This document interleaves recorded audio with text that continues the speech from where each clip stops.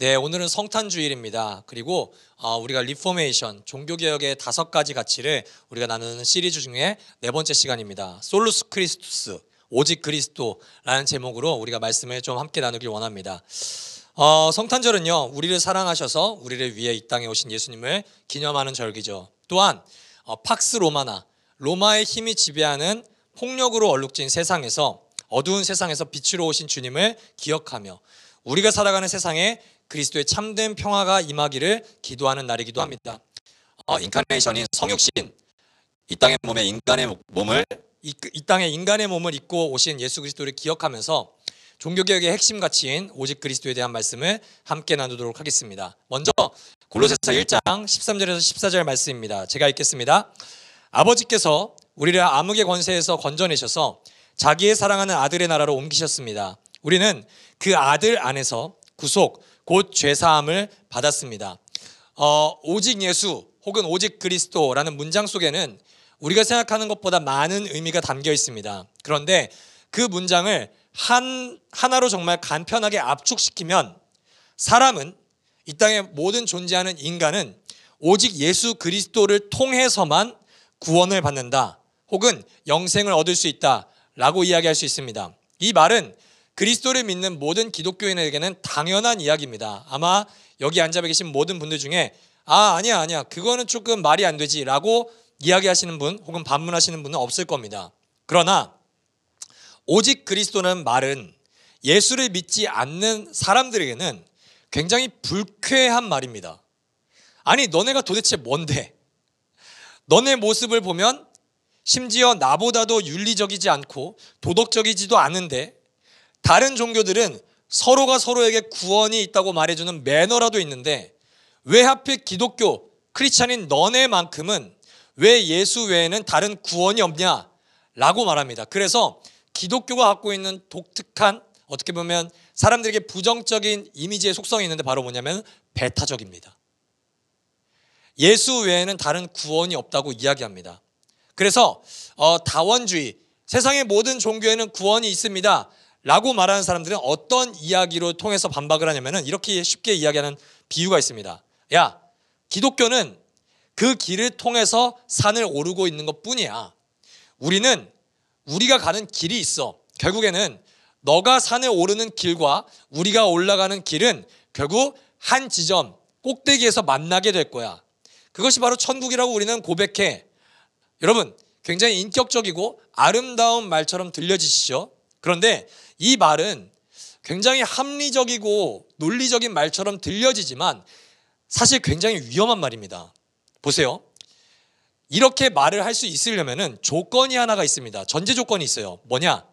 산을 올라가고 있는 사람이 해야 될 말이 아니라 산 꼭대기보다 높은 곳에서 산 아래에 있는 모든 길이 어떻게 정상으로 향하는지를 알고 있는 사람만이 할 수 있는 말입니다.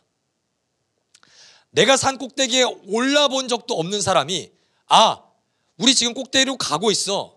결국 이 길은 한 지점에서 만날 수 있을 거야 라는 말을 할 수가 없다는 뜻이에요. 자, 좀 더 쉽게 표현하기 위해서 레디컬이라는 책이 있어요. 이 레디컬이라는 책에 데이비드 플랫이라는 목사님이 이렇게 주장하는 두 종교 지도자를 향해서 물어봅니다. 한 가지 질문이 있습니다. 산 꼭대기에 계시는 하나님이 지금 이곳까지 내려오신다면 두 분은 어떨 것 같습니까? 인간이 우리가 믿는 전지전능한 신을 찾아 올라가는 것이 아니라 하나님께서 우리에게 찾아오셨다면 어떻게 될까요? 자, 책에 있는 문장을 그대로 이야기해 볼게요. 한 가지 질문이 있습니다. 산 꼭대기에 계시던 하나님이 지금 이곳까지 내려오셨다면 어떨 것 같습니까?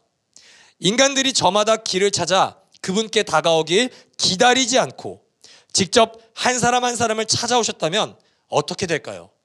데이비드 플랫 목사님이 그 다른 종교 지도자들에게 이렇게 물어보자 그들은 입을 모아 대답합니다. 와, 정말 멋질 것 같은데요. 그때 이 목사님이 기회를 놓치지 않고 이야기합니다. 그렇게 하신 예수님을 소개해 드릴까요? 여러분, 이것이 바로 복음입니다. 복음이 아름다운 이유는요, 복음이 우리에게 기쁜 소식이 되는 이유는요, 세상을 창조하시고 흠이 없으신 하나님께서 우리에게 표지판을 주시고 우리에게 미션을 주시면서 여기를 찾아와 이것을 수행해 라고 선언하시지 않으셨어요. 그게 아니라 하나님은 찾아올 가치도 없고 필요도 없는 인간에게, 더 정확히 우리에게 직접 찾아오셨습니다. 심지어 전능자의 무슨 그리스 로마 신화 보면 가장 강력한 한 신의 모습으로 찾아온 것이 아니라 가장 우리와 똑같은 연약한 인간의 모습이 되어서 우리에게 찾아오셨습니다. 우리는요, 그렇기 때문에 종종 예수 그리스도라는 존재가 어떤 존재인지를 너무 쉽게 잃어버리곤 합니다. 15절에서 17절은 그리스도의 존재를 다시금 우리에게 상기시켜 줍니다. 그 아들은 보이지 않는 하나님의 형상이시요 모든 피조물보다 먼저 나신 분이십니다. 만물이 그분 안에서 창조되었습니다. 하늘에 있는 것들과 땅에 있는 것들, 보이는 것들과 보이지 않는 것들, 왕권이나 주권이나 권력이나 권세나 할 것 없이 모든 것이 그분으로 말미암아 창조되었고 그분을 위하여 창조되었습니다. 그분은 만물보다 먼저 계시고 만물은 그분 안에서 존속합니다.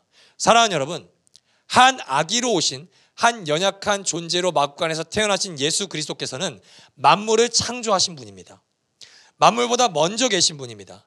만물을 다스리시는 하나님께서 하나님께로 다가갈 길을 만들 수 없는 존재인 우리에게 직접 찾아오셔서 구원의 길을 여셨습니다. 그분이 우리 주 예수 그리스도이십니다. 오직 예수 그리스도를 통해서만 구원을 받을 수 있는 이유는 인간은 하나님께로 올라갈 길을 만들 수가 없기 때문입니다. 우리는 세상의 모든 사람들을 사랑합니다. 그러나 절대적인 구원의 진리만큼은 우리가 훼손시킬 수가 없습니다. 요한복음 14장 6절에 여러분이 정말 잘 아는 말씀이 있습니다. 예수님께서 자신을 이렇게 선언합니다. 예수께서 그에게 말씀하셨다. 나는 길이요 진리요 생명이다. 나를 거치지 않고서는 아무도 아버지께로 갈 사람이 없다. 우리 주변에는 우리가 정말 사랑하지만 그리스도를 믿지 않는 사람들도 존재합니다. 길을 찾아 헤매이는 이들에게 진짜 우리를 사랑하기 때문에 우리를 찾아오신 예수 그리스도를 소개해 주십시오. 여러분, 그 소리는, 그 음성은, 여러분들이 전도하는 그 이야기는 편협하고 배타적인 소리가 아니라 그들을 구원에 이르게 할 유일하고도 기쁜 소식으로서 그들에게 결국에는 전달이 될 것입니다. 사랑하는 여러분, 진리를 전하십시오. 우리의 기쁜 소식으로 찾아오신 예수 그리스도는 세상의 모든 이에게 기쁜 소식이 될 것입니다. 때로는 배타적이라고 너무 편협하다고 소리를 들을 때도 있습니다. 그러나 그로 인해서 우리가 그리스도를 전하지 않는다면 그들에게는 하나님께서 구원하실 유일한 길인 예수 그리스도를 들어보지도 못하게 됩니다. 때문에 여러분, 사랑하는 마음으로, 사랑하는 관계 속에서 그리스도를 전하는 우리가 되기를 주님의 이름으로 축복합니다. 그런데 예수를 믿는 우리에게 찾아오는 어려움이 하나가 있습니다. 예수는 믿어요. 여기 우리 중에 예수 그리스도를 믿지 않는 분, 심지어 그리스도만이 유일한 구원의 길인 것을 믿지 않는 사람은 어떻게 보면 한 사람도 없습니다. 문제는 내 믿음을 보니까 내 믿음이 너무 보잘것없는 겁니다. 내 믿음이 너무 하찮은 거예요. 성경의 예수 그리스도를 믿는 사람들의 모습을 보고 그리고 내 모습을 보니까 이 삶의 간극이 너무 크단 말이죠. 그래서 내 믿음으로는 도저히 성경이 말하는 구원을 받을 수 없지 않을까라는 의문이 우리에게 종종 찾아옵니다. 종교개혁 전에도요, 사람들은 똑같이 비슷하게, 우리와 비슷하게 복음을 오해하고 있었습니다. 자, 로마 카톨릭은 세례, 우리가 유아 세례든 우리가 성인이 돼서 받는 세례든 이 물 세례가 죄인을 죄의 상태에서 은혜의 상태로 바꾸어 놓는다고 믿었습니다. 그래서 이런 사람은 거의 없겠지만 우리가 세례를 받고 그 즉시 만약에 죽으면 우리는 가톨릭이 주장하는 연옥을 거치지 않고 가장 깨끗한 상태이기 때문에 천국으로 곧바로 간다고 믿었습니다. 자, 그런데 문제는 뭡니까? 혹시 여기 세례 안 받으신 분 계십니까? 다 받으셨죠? 세례를 받고 우리가 죽어요, 안 죽어요? 바로 죽지 않습니다. 세례를 받고 바로 죽지 않을 뿐더러 더 큰 문제는 우리가 세례를 받은 이후에 죄를 짓습니까, 안 짓습니까? 죄를 지어요. 세례를 받고 죽을 때까지 죄를 안 지을 수 있는 사람은 이 땅에 한 사람도 없습니다. 그래서요, 이 죄를 또 씻어내기 위해서는 무엇을 해야 되냐? 고해성사를 해야 됩니다. 성찬에 참여해야 되는 것뿐만 아니라 고해성사를 받아야 돼요. 자, 성상에 고해성사에는 세 가지의 절차가 있습니다. 첫 번째, 회개. 죄인은 진정으로 죄를 슬피 뉘우쳐야 된다. 이게 첫 번째 단계입니다. 두 번째, 고백과 사면. 죄인이 사제에게 죄를 고백하면 사제는 죄를 사면한다. 자, 근데 여기서 끝나는 것이 아닙니다. 보속이라는 단계가 있어요. 이 보속은 뭐냐? 사제가 일시적인 형벌을 면할 수 있는 보속 행위를 제시합니다. 예를 들면 이런 겁니다. 자, 이제 용서를 받기 위해서 당신 금식하셔야 됩니다. 당신 연보를 하셔야 됩니다. 당신은 이제 기도하셔야 됩니다. 혹은 순례 미사를 드리셔야 됩니다. 그리고 이 당시에 가장 보속 행위로 사제들이 권면했던 건 우리가 종교개혁 시대에 가장 널리 행해진 면죄부입니다. 이거를 구입하십시오. 자, 우리가 만약에 사제가 제시하는 보속 행위를 완수하지 못하고 세상을 떠날 경우에는 어떻게 됩니까, 여러분? 그들이 주장하는 연옥으로 들어가게 됩니다. 천국과 지옥이 아니에요. 연옥입니다. 이 연옥에서 남은 죄에 대한 보속이 완전히 이루어져 천국에 들어갈 수 있을 만큼 충분히 정화될 때까지, 충분히 의롭게 될 때까지 그들은 연옥에서 고난을 받아야 됩니다. 여러분, 이게 허무맹랑한 이야기로 들리시죠? 왜냐하면 우리는 연옥에 대한 존재를 믿지 않잖아요. 그런데 연옥에 대한 존재만 믿지 않을 뿐이지 내 행위를 보고 내 믿음을 판단하여 구원에 대한 두려움을 느끼는 분이 생각보다 너무나도 많습니다. 자, 제가요, 성탄절 선물로 이 성경, 그리고 우리가 믿는 개혁주의 신학의, 감리교 목사가 개혁주의라고 하니까 조금 이상하긴 한데요, 그 신학의 공식을 하나 알려드릴 테니까 적으셔서 평생 이 공식을 까먹지 마십시오. 우리에게 구원에 가장 필요한 것은, 우리의 구원에 가장 필요한 것은 믿음의 분량이 아니라 믿음의 대상입니다. 우리의 구원에 가장 필요한 것은요, 여러분 믿음이 크냐 작냐가 아니에요. 여러분이 믿는 대상이 누구냐, 이게 가장 중요합니다. 믿음이 성장하는 것 중요하죠.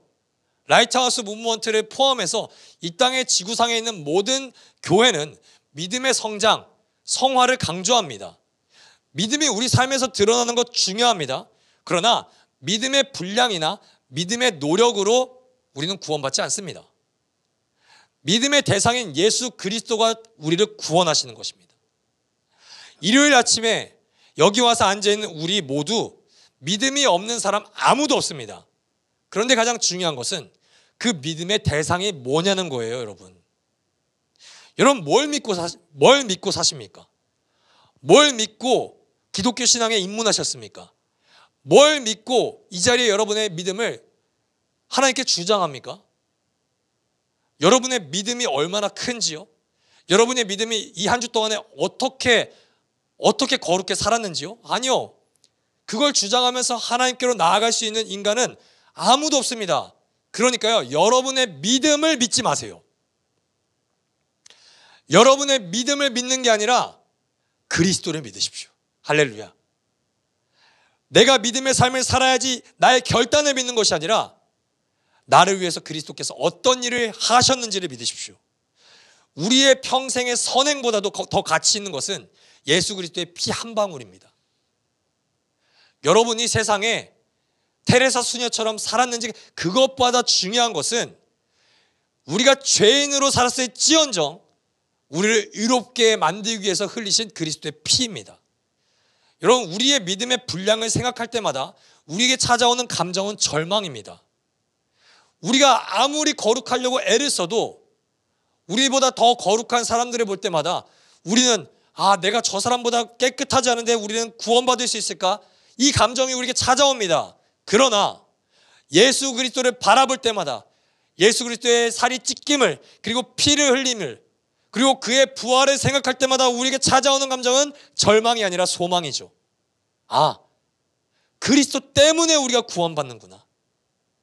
그리스도께서 하신 일 때문에 나는 어떤 것도 할 수 없어도 하나님은 우리를 그의 자녀로 삼으시는구나. 여러분, 이것을 우리가 믿는 믿음이 우리를 구원하는 믿음입니다. 제임스 패커 목사님이란 분이 하나님을 아는 지식이란 책에 이런 이야기를 했어요. 하나님이 인간이 되셨고 신의 아들이 유대인이 되었다. 전능자가 무력한 인간 아기로 지상에 나타나셨다. 할 줄 아는 일이라고는 누워서 말똥말똥 바라보며 꼼지락거리고 소리를 내는 것뿐이었다. 다른 모든 아이처럼 누가 먹여주고 기저귀를 갈아주고 말을 가르쳐야 했다. 하나님의 아들이 실제로 유아가 되셨다. 생각할수록 머리가 아찔해진다. 그 어떤 픽션에도 이 성육신의 진리만큼 기상천외한 요소는 없다. 사랑하는 여러분, 예수 그리스도의 죽음과 부활로 우리의 모든 죄를 용서하셨다는 것이 어렵게 느껴지신다면 우리가 이제 크리스마스를 맞이하여 성육신에 대한 사실을 다시 한번 기억하길 원합니다. 하나님이 존재하시는 그 존재하시는 하나님이 인간이 되셨다면 그것도 할 줄 아는 것이라면은 할 줄 아는 것이라고는 우는 것, 똥을 싸는 것, 밥 달라고 보채는 것, 그리고 모든 것을 아시는 분이 언어를 가르침을 받아야 되고 모든 것을 아시는 분이 성장하는 그 시간을 인내해야 된다는 것을 여러분, 이게 믿어지십니까? 이게 믿어지셔야지 그분이 기적을 행하신 것이나 그분이 세상의 죗값을 치르신 것이나 죽은 자를 살리시는 게 믿어질 수 있는 것입니다. 사랑하는 여러분, 크리스마스는 정말 위대한 날입니다. 하나님이 인간의 몸을 입고 인간이 되신 날입니다. 우리를 사랑하셨어요. 우리를 사랑하셔서 그분이 누릴 수 있는 모든 권리를 포기하신 날이 바로 크리스마스입니다. 로마서 5장 10절 그리고 골로새서 1장 20절을 한번 함께 보겠습니다. 우리가 하나님의 원수일 때에도 하나님의 아들의 죽으심으로 말미암아 하나님과 화해하게 되었다면 화해한 우리가 하나님의 생명으로 구원을 얻으리라는 것은 더욱더 확실한 일입니다. 그분의 십자가의 피로 화평을 이루셔서 그분으로 말미암아 만물을 곧 땅에 있는 것들이나 하늘에 있는 것들이나 다 자기와 기꺼이 화해시켰습니다. 여러분, 이거를 믿는 믿음이 하나님이 우리에게 원하시는 믿음입니다. 우리의 어떠한 모습, 우리의 변화될 모습을 믿는 것이 아니라 그리스도께서 우리에게 하신 일을 믿으십시오. 우리의 의로움을 의지하지 마십시오. 그리스도의 의로움을 의지하십시오. 우리의 거룩함을 의지하는 것이 아니라 그리스도의 거룩함을 의지하는 겁니다. 우리의 죄를 바라보는 것이 아니라 십자가를 바라보는 겁니다. 빈 무덤에서 걸음을 이끌고 다시금 이 세상으로 찾아오신 예수 그리스도를 믿는 겁니다. 하나님이 이 땅에 인간으로 오신 것을 믿는 겁니다. 우리의 불순종을 우리가 바라보는 것이 아니라 그리스도께서 하나님의 모든 말씀을 성취하신 그 순종을 바라보는 겁니다. 믿음을 살아내려는 우리의 땀방울을 우리가 기억하는 것이 아니라 우리를 위하여서, 우리의 구원을 위하여서 십자가에서 흘리신 예수 그리스도의 핏방울을 여러분의 삶의 모든 면에 앞세우십시오. 그렇게 우리가 살아갈 때 우리는 하나님께서 우리에게 주신 선물을 절대로 빼앗기지 않습니다. 우리에게 허락하신 영생을 절대로 두려움으로 맞이하는 것이 아니라 기쁨으로 맞이하게 됩니다. 여러분, 크리스마스를 두려움으로 맞이하는 사람은 단 한 사람도 없습니다. 여러분, 12월 25일 크리스마스를 우리가 이틀 앞두고 있는데 3일인가요? 3일 앞두고 있는데 기뻐하십시오. 나의 수치와 나의 나의 더러움에 절망하는 것이 아니라 우리의 모든 수치를 덮어주신 그리스도를 기뻐하며 우리가 성탄절을 맞이하기를 주님의 이름으로 축복합니다. 자, 그렇다면 우리가 마지막으로 우리에게 인간으로 찾아오셔서 하나님께로 나아가는 새 길을 여신 한 아기인 예수 그리스도를 맞이할 때 우리는 오직 예수 그리스도만이 내 삶의 위로와 소망임을 발견하게 됩니다. 그런 사람들은요, 삶 속에서 어떤 변화를 맞이하게 될까요? 답은 너무나도 간단합니다. 그리스도의 마음을 품게 됩니다. 그리고 그리스도가 걸어가신 그 길을 따라 걸어가게 됩니다. 자, 빌립보서 2장 5절에서 8절을 함께 읽어보도록 하겠습니다. 빌립보서 2장 5절에서 8절입니다. 함께 읽겠습니다. 시작. 여러분 안에 이 마음을 품으십시오.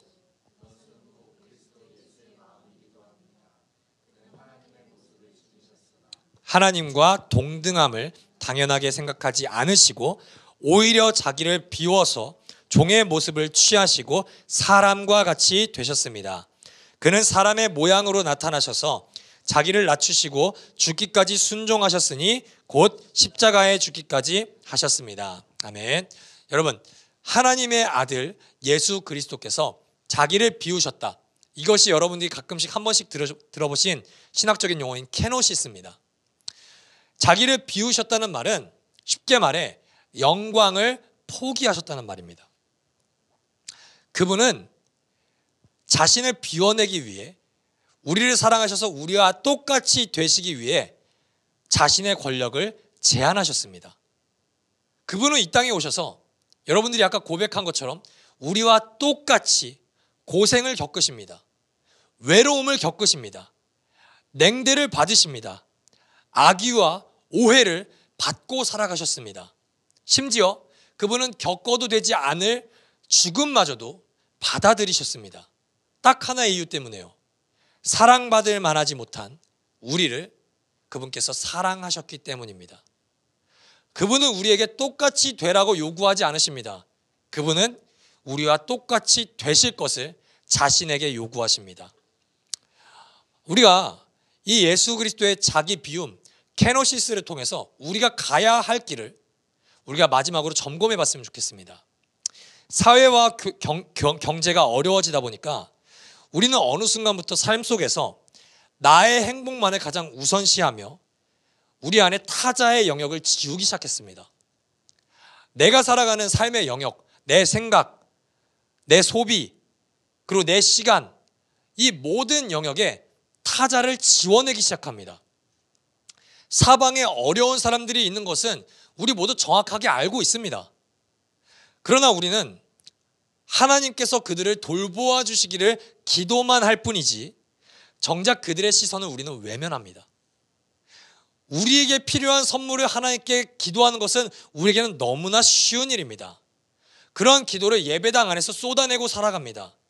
그저 2023년보다는 잘 되는 삶, 그리고 다가오는 2025년은 우리가 살아온 2024년보다는 행복한 삶, 우리가 그리스도인이긴 그리스도인이지만 조금 더 폼나게 중산층 그리스도인이 되는 것, 어떻게 보면 이게 우리의 기도 제목입니다.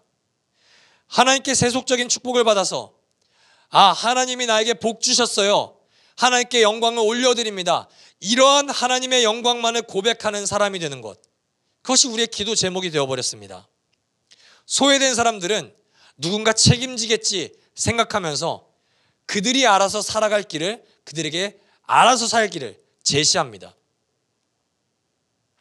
우리를 사랑해서 우리에게 찾아오신 예수 그리스도의 성육신과는 완전히 반대의 길을 우리는 걷고 있는 것입니다. 여러분, 오직 예수 그리스도, 이거 누구나 한 번씩 들어본 말입니다. 어쩌면 누군가는 카톡 프로필에 새겨져 있을지도 모르는 말입니다. 코람데오, 오직 예수, 원웨이 지저스, 이거 교회에서 찬양으로도 있고 기도할 때마다 오직 그리스도밖에 없습니다. 이거 너무나도 우리가 많이 외치는 말입니다. 슬로건입니다. 오직 예수 그리스도가 뭔데요? 크리스마스 정신이 무엇입니까?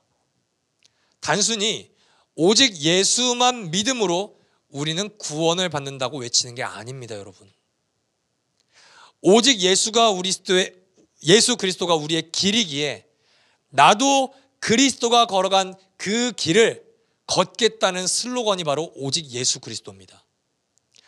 그리스도께서 자신을 비워서 우리의 허기진 배를, 우리 영혼의 빈 공간을 채우셨기에 나 또한 나를 소비하여 다른 사람들을 풍요롭게 해주겠다는 그 외침이 바로 오직 예수 그리스도입니다. 여러분, 저는요, 크리스마스에는 이 구호를 외치지 않았으면 좋겠습니다. 그게 뭐냐? 예수 믿으시면 천국 갑니다. 예수 안 믿으면 지옥 갑니다. 이거 틀린 말은 아닙니다. 여러분, 근데 이 슬로건을 바꿔봤으면 좋겠습니다. 예수 믿으면 천국 가고 예수 안 믿으면 지옥 가요. 이게 아니라 우리가 오직 예수 그리스도를 외친다면 이렇게 바꿉시다. 예수를 믿으면 이웃에게 갑니다. 예수를 안 믿으면 나 홀로 집에 있습니다. 케빈과 함께 있겠죠. 여러분, 예수 믿으십니까? 이웃에게 가십시오. 혼자 있지 마십시오. 하늘에서 우리를 위해 예수 그리스도는 기도하신 게 아닙니다. 하나님, 제발 저 불쌍한 영혼들을 천국으로 이끌어 주세요. 예수님은 그런 기도하신 분이 아닙니다. 한 아기의 모습으로 우리에게 찾아오십니다. 그래서 그분은 우리에게 선물이 되셨습니다. 그래서 우리도 그리스도를 따라 누군가에게 크리스마스 때만이 아니라 사랑을 들고 찾아가는 것입니다. 하나님이 인간이 되어 자신의 영광을 비우셨다는 사실은 우리도 권력이 있고 호화롭고 인맥이 넓어서 우리의 앞길을 터줄 수 있는 사람들, 나에게 도움이 되는 사람들하고만 어울려서는 안 된다는 말입니다. 오히려 힘도 없고 아름다움도 없어 보이며 돈이 없는 사람들에게 우리는 기꺼이 다가가야 합니다. 그것이 하나님께서 우리 중 한 인간이 되신 크리스마스죠. 그것이 우리가 이 시대 속에서 회복해야 될 오직 예수 그리스도라는 그 슬로건입니다. 사랑하는 여러분, 말씀을 마치도록 하겠습니다. 오직 예수 그리스도께서 하나님과 우리 사이에 막혀있던 그 길을 여셨습니다. 우리는 추상적인 믿음이 아닙니다. 하나님이 나를 사랑하시겠지, 이런 믿음이 아닙니다. 그리스도께서 우리를 위해 이 땅에 오셨고 우리와 함께 사셨으며 우리와 함께 고통당하셨고 우리를 위해 죽으셨고 우리를 위해 부활하셨으며 우리를 위해서 하늘에 올라가서 우리를 위해 다시 오실 것, 우리는 이것을 믿는 사람들입니다. 그리스도 때문에 우리는 모든 죄로부터 자유함을 얻습니다. 그리스도 때문에 우리는 부족한 내 믿음 때문에 절망하지 않아도 됩니다. 그리고 그리스도 때문에 이제는 우리가 살아가면서 우리는 우리의 영광을 추구하지 않습니다. 이제는 예수 그리스도가 나를 찾아오셔서 나를 사랑하기 때문에 자신의 몸과 피를 나누어 주신 것처럼 우리도 이 크리스마스에 솔루스 크리스토스, 오직 예수 그리스도처럼 이웃을 향한 그 사랑으로 나의 생명을 누군가에게 나누어주는 우리가 되기를 소망합니다. 오직 그리스도를 외치는 그리스도인들의 모습 속에서, 좀 더 정확하게 우리의 모습 속에서 사람들이 나는 사랑해주지도 않으면서 자신의 신앙만을 외치는 편협하고 이기적이고 배타적인 사람들의 모습이 아니라 오직 나를 사랑하기 때문에 그 누구도 관심을 갖지 않는 나를 찾아오고 나에게 자신을 내어주고 나에게 자신의 먹을 것과 물질과 시간을 기꺼이 나를 위해서 쏟아내는 그런 모습을 발견하기 원합니다. 그때 사람들은 우리가 오직 예수 그리스도를 외칠 때 우리의 삶에서 진짜 오직 예수 그리스도밖에 길이 없구나, 그것을 발견하게 되실 겁니다. 소망이 없어 보이는 나에게 진정한 소망으로 찾아온 한 아기의 소식이 우리의 삶에 있는 모든 이웃들에게 우리의 입술을 통하여서 우리의 삶을 통하여서 기쁜 소식으로 증거되는 이 한 주가 되기를 주님의 이름으로 축복합니다.